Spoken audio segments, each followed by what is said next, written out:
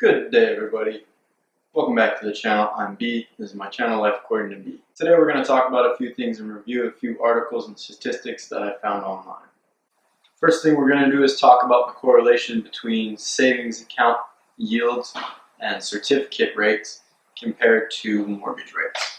We're also going to talk about why low-yielding CDs are not necessarily the worst thing in the world, and what you can do in a time like this to use the low rates to your advantage. So I'd like to just pull up two charts side by side and then we'll talk about the correlation between the two charts.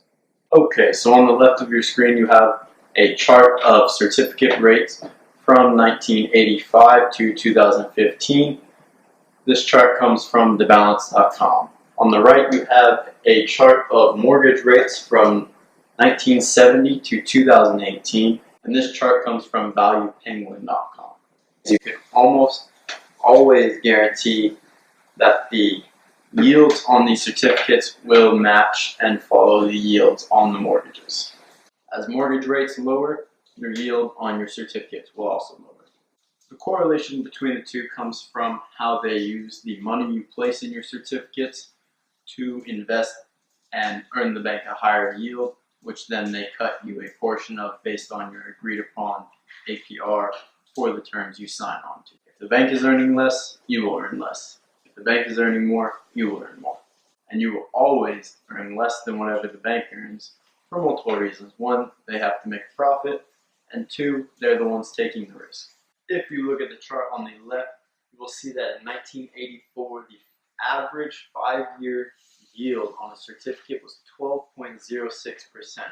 Now to put that into perspective, in today's market, the average for a 5-year term certificate is only 0.86%. Yields of 1984 were a staggering 14-fold of what they are today. Now when you bring your focus back over to the chart of mortgage rates, you will see that in 1981, the average mortgage rate was sitting just above 16%. Now, like I said, we're going to talk about why low certificate yields are not necessarily the worst thing in the world. When you're looking into getting a certificate, the rates of return being low is not a good thing for you. But looking at the rates of return of a certificate can help determine the health of the economy. Back in 1985, the economy was not doing so great. Inflation was high, mortgages were high, the cost to borrow money was high. But those looking for certificates who had money in the bank and did not need to spend it could take advantage of high-yielding certificates. Depending on the time period and the strength of the economy, you might want to take a different approach to your goals. For instance, if we were back in a 1985 situation again, I would recommend that most people open a certificate with whatever money they would have put towards a mortgage and just rent a low-cost apartment.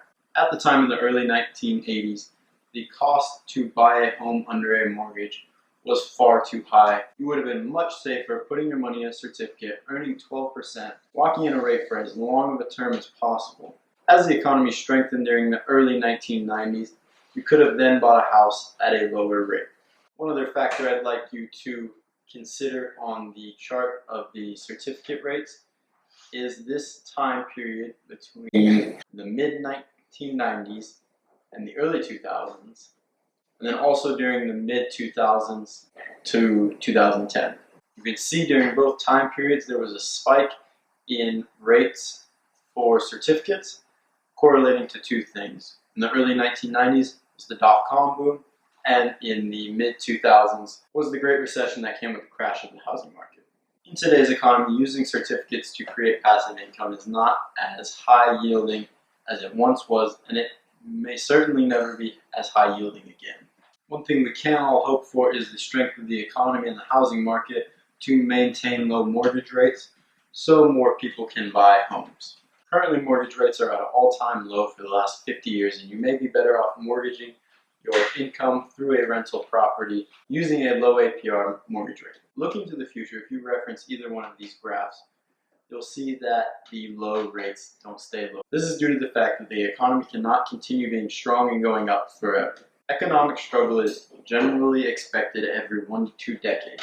If you happen to buy now at the low APR mortgage rates and put off putting your money in a certificate, You can then wait for this economic struggle and put your money in a certificate then when rates go up. Using statistical data, you can determine when your time to take advantage of certificates are and when your time to take advantage of other opportunities like buying real estate.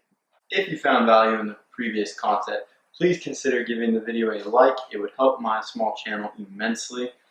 If you also found immense value in that content, please consider subscribing and getting notified. If you want to leave a comment down below with what you intend on using this information for and how you intend on using it for your own financial gains, that would be great.